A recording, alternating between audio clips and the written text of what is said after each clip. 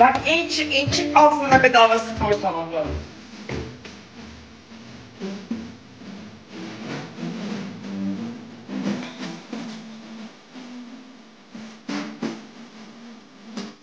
Gelmek fark ettiniz mi?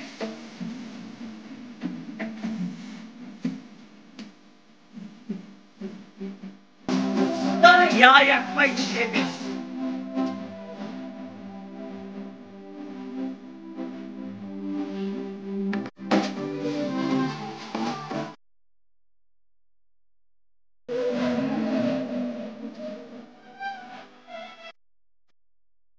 Banyo.